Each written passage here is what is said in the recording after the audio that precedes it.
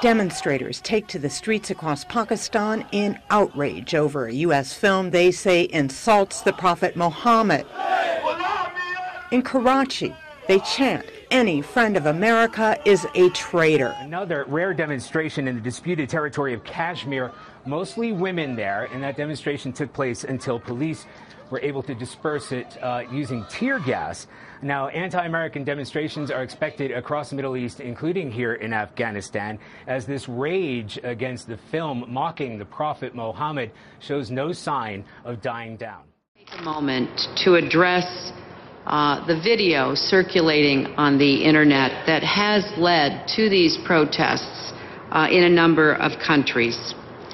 Let me state very clearly, and I hope it is obvious, that the United States government had absolutely nothing to do with this video. We believe lives there, the name Nakula Basili Nakula. Now we're going to jump into some video of this trailer from the internet, from YouTube, that's at the center of all of this. The 55-year-old who we believe, was responsible for all of this, was actually convicted of drug charges in '97. ID theft is another piece of coming out. That was also a conviction. He's also blamed for producing a film where actors and others, and you're looking at it, associated with the project, say they actually were misled and didn't know what they were working on. The film trailer on the internet is blamed in part for the violent attacks in Libya, Egypt, and Yemen. Innocence of Muslims movie that's caused all this trouble. It's funny because apparently some in the Middle East, Steve-O was just telling us that he read a report that in Libya they think that this movie is the most popular movie in America. Okay, that's hilarious. Literally, before this happened, almost literally, no one had seen it. They did one screening in Hollywood. They had a hot chick hold up a sign saying, "Hey, please come in." It still didn't work. They say, the theater owner says, literally 10 people were in the theater. One showing, and that's it. 10 people. It's literally the worst movie ever made, the movie that the least amount of people had ever seen before the storming of the embassies and the controversy began. To combat unrest, the White House asked Google, owner of YouTube, to consider removing the offending video earlier this week. Google has agreed to block it temporarily in Egypt, Libya, India, and Indonesia in compliance with local blasphemy laws. But a global ban, it said, would violate the company's free speech policy. Similar concerns sparked a high-profile feud between Google and the Chinese government in 2010. We don't want to run a service that's politically censored.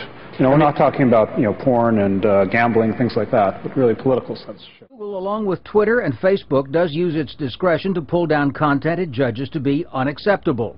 We draw the line at content that's intended to incite violence or encourage dangerous, illegal activities. But Google refused to draw that line this week, judging the Muhammad video did not amount to hate speech.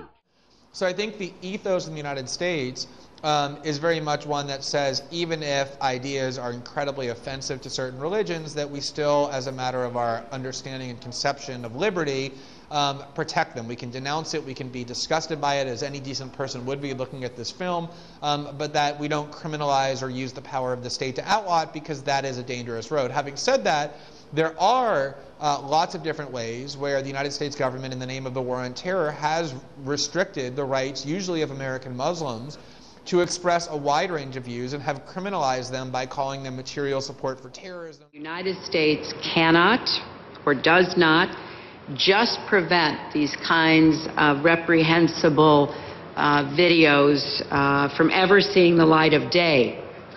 Now, I would note that in today's world, with today's technologies, that is impossible. But even if it were possible, our country does have a long tradition of free expression, which is enshrined in our Constitution and our law.